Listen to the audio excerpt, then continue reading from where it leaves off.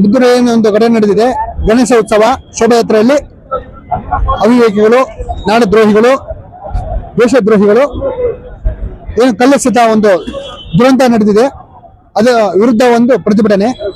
ಅವರನ್ನ ಬಂಧಿಸಿ ಕಾನೂನು ಪ್ರಕಾರವಾಗಿ ಶಿಕ್ಷೆ ಕೊಡಬೇಕು ಅಂತ, ಮತ್ತೆ ಕರ್ನಾಟಕದಲ್ಲಿ ಇಂಥ ಒಂದು ಘಟನೆ ಮುಂದೆ ನಡೀಬಾರದು ಅಂತೇಳಿ ಪ್ರತಿಭಟನೆ ಮಾಡಿದ್ವಿ. ಕರ್ನಾಟಕ ಸರ್ಕಾರಕ್ಕೆ ಎಚ್ಚೆತ್ತು ಕೊಡ್ತಾ ಇದೀವಿ.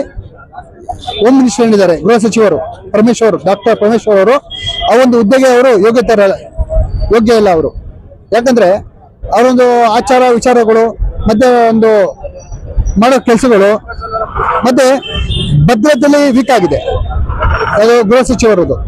ಸೊ ಒಂದು ಪೊಲೀಸರಿಗಾಗ್ಲಿ, ಪೊಲೀಸರು ಮೊನ್ನೆ ಪಾಪ ಒಂದು ಹಿಂದೂ ಕಾರ್ಯಕರ್ತೆಯನ್ನ ಮದ್ದೂರಲ್ಲಿ ಹೊಡೆದಿದ್ದಾರೆ.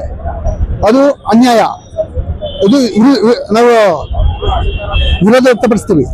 ಯಾಕಂದ್ರೆ ಯಾರಿಗೂ ಹೊಡೆಯೋ ಹಕ್ಕು ಇಲ್ಲ. ಪೊಲೀಸರು ಆಗ್ಲಿ ಅವರನ್ನು ಕಳ್ತನ ಮಾಡಿದಾರ, ದರೋಡೆ ಮಾಡಿದಾರ, ಇಲ್ಲ ಕೊಲೆ ಮಾಡಿದಾರ ಅಂತವ್ರು ಶಿಕ್ಷೆ ಹೊಡೀರಿ. ಪಾಪ ಒಂದು ಹಿಂದೂ ಕಾರ್ಯಕರ್ತ ನೀವು ಶಿಕ್ಷೆ ಕೊಟ್ರೆ ಹಿಂದೂಗಳ ಅವಮಾನ ಇದು, ಕನ್ನಡಿಗರ ಅವಮಾನ ಇದು.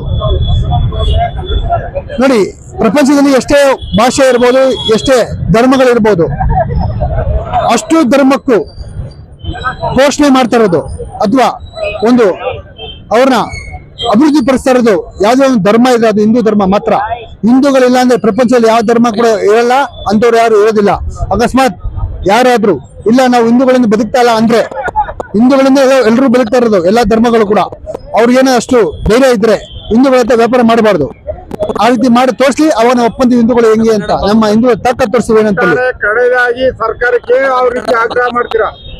ಇನ್ನು ಮುಂದೆ ಕರ್ನಾಟಕದಲ್ಲಿ ಎಲ್ಲೂ ಗಣೇಶ ಉತ್ಸವ ಆಗ್ಲಿ, ಹಿಂದೂಗಳ ಒಂದು ಧಾರ್ಮಿಕ ಹಬ್ಬಕ್ಕೆ ಒಂದು ರಥೋತ್ಸವ ಆಗ್ಲಿ, ಶೋಭಾಯಾತ್ರೆ ಆಗ್ಲಿ, ಯಾವುದೋ ಒಂದು ದುರ್ಘಟನೆ ನಡೀಬಾರ್ದು. ಅದು ನಡೆದ್ರೆ ನೇರ ಸರ್ಕಾರ ಹೊಣೆ ಆಗುತ್ತೆ. ಸತ್ಯವರ್ಧನ, ಬೆಂಗಳೂರಿಂದ ವಿಶ್ವ ಹಿಂದೂ ಮಠ ಸಂಸ್ಥಾಪಕ ಅಧ್ಯಕ್ಷ.